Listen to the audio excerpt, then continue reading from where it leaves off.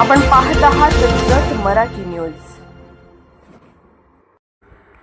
आखाती युद्धाच्या अफवेने जत शहरात गॅससाठी झुंबड। बाळकृष्ण गॅस एजन्सी समोर ग्राहकांच्या लांबच लांब रांगा। आखाती देशामध्ये सुरू असलेल्या इराण अमेरिका संघर्षाच्या पार्श्वभूमीवर देशात गॅस टंचाई निर्माण होणार असल्याच्या अफवेने जत शहरात घरगुती गॅस ग्राहकांमध्ये चिंतेचे वातावरण निर्माण झाले आहे। या अफवेच्या पार्श्वभूमीवर गॅस मिळवण्यासाठी येथील विद्यानगर परिसरातील बाळकृष्ण गॅस एजन्सी समोर ग्राहकांनी मोठी गर्दी केल्याचे चित्र आज दिसून आले। आखाती प्रदेशात इराण आणि अमेरिका यांच्यात सुरू असलेल्या संघर्षाला तब्बल 12 दिवस उलटले असून परिस्थिती अजूनही तणावपूर्ण असल्याचे वृत्त आहे। यामुळे होर्मुझ सामुद्रध्वनी मार्गावरून येणाऱ्या तेलवाहू जहाजांना अडथळे येत असल्याची चर्चा सर्वत्र रंगत आहे। परिणामी भारतात पेट्रोलियम पदार्थाच्या पुरवठ्यावर परिणाम होईल का अशी भीती सर्वसामान्यांमध्ये व्यक्त होत आहे।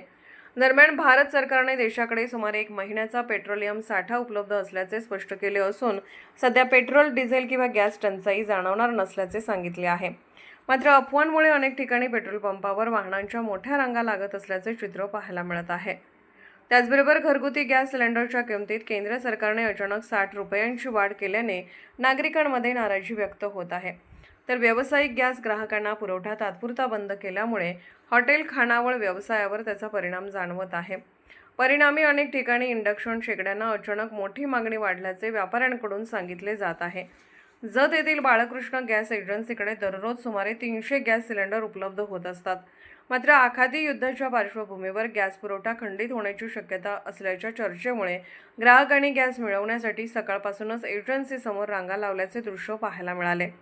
अफवांमुळे नागरिकांमध्ये अनावश्यक भीती निर्माण होत असल्याने प्रशासनाने योग्य माहिती घेऊनच प्रतिक्रिया द्यावी व घाबरून जाऊन गर्दी करू नये असे आवाहन जाणकारांकडून करण्यात येत आहे।